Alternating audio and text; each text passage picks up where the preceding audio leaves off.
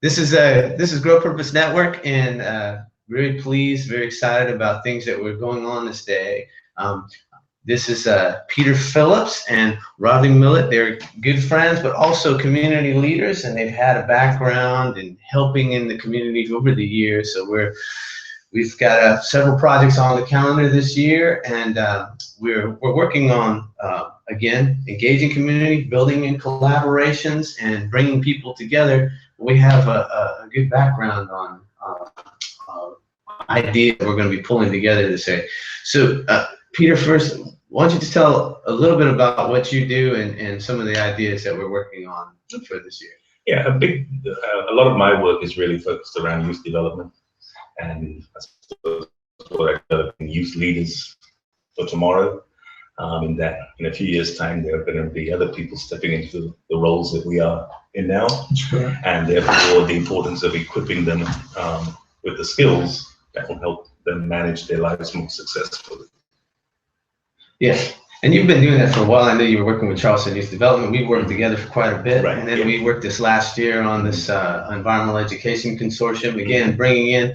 And so your background on out here has really been helpful, and I know that we've taken kids out in outdoor settings and introduced them into different things, building entrepreneurship. So those are all good things. Yeah, the importance of exposing young people to new experiences is an important part of their individual personal development. Helps them identify those leadership skills in new areas of experience. And exciting thing as always is really about getting young people in touch with the environment, both from a perspective of appreciating the environment, but also, most importantly, taking care of it and taking advantage of the resources that it has for all of us to share. Absolutely. Now, Rodney, it's been great to be working with and being a part of Grow Purpose Network and some of the big ideas. But you're kind of a celebrity in these circles around this way. Definitely known as a community leader and as a community developer as far as building all that thing. And you've had a background in a number of things. Let's talk a little bit about some of the things that you're involved in the past and what you're looking forward to. Well, I think I should start with my little bit of history. Sure. Having served 20 years in the Air Force, I've traveled around the United States and other parts of the world.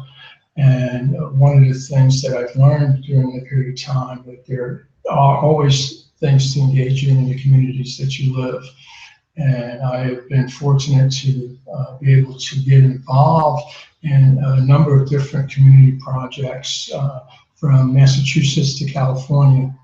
And having arrived here in the Charleston area in 2002, I continued that effort and do sort of across the board type of work, which involves youth in some instances. And the majority of it involves whole communities and what's happening to them or what's not happening for them. And an example of that would be the work I did with the communities in North Charleston. They were on Meeting Street that were being impacted by the plan to expand the Port Authority. And through our efforts, we were able to raise over $4 million for those communities that would be impacted, and to put a revitalization plan in place and to execute on that plan. You know, you've done quite a lot, but the big exciting news is that you're now announced a run for council there. That's correct. I have a very good friend of mine who's the current council member, Thomasina Stokes Marshall, is the only African American to serve on council of Mount Pleasant.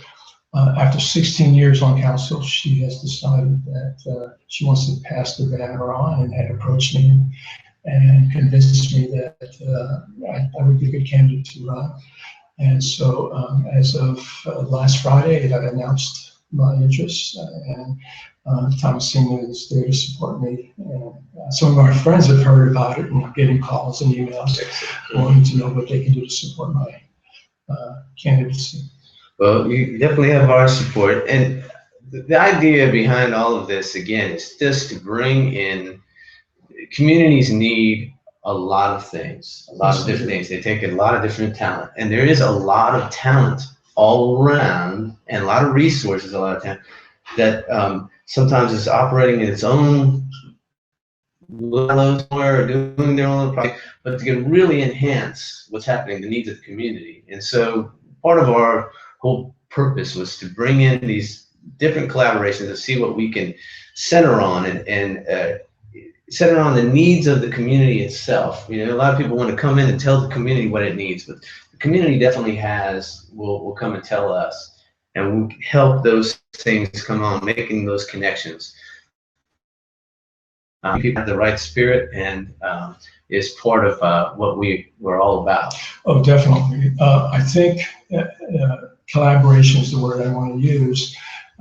After arriving here in 2002, I noticed that there are pockets of activities happening. People competing for the same amount, the same dollars, and very little actually being accomplished. And I felt that if we can collaborate together and bring the resources together, the various expertise, we would be much more successful in accomplishing goals. And I think Grow Purpose serves that as a entity that brings that collaborative work and a concept together to accomplish community goals. Absolutely. I mean, and we have a kind of a background of doing that kind of things too. That's what you did with youth development. Right. Well, I mean, I moved from a perspective that it takes a village to raise a village, you know, including a child. And none of this you can really do by yourself successfully. And therefore, our success really comes from building those collaborative support that really helps us transform communities. And that's what we're really about. We're really here to help the community thrive and benefit, again, from the resources that's available. We only do that in sharing our expertise with one another. We're not good at everything. Right. No. Individually. Absolutely. Absolutely. The thing is, as you go around and the more interesting people, I mean, I always can't help but think, wow, you know what, you need to meet so-and-so to do these kinds of things. And a lot of communities have to do this. We're in the Charleston area, Charleston, South Carolina, and we're really concentrating on certain things. We also are into getting things done that are doable and measurable and can happen. Not just talking about grand concepts, but actually accomplishing things. I think that one of the great groups that has brought us together is the Jenkins Institute. So we have some projects to put together on that project itself. But we've also built the Environmental Education Consortium on that. And you're also involved in education as well. Yes, I am. Yeah. From a charter school perspective, looking at how we can improve the education of our children in this area, because they are the future.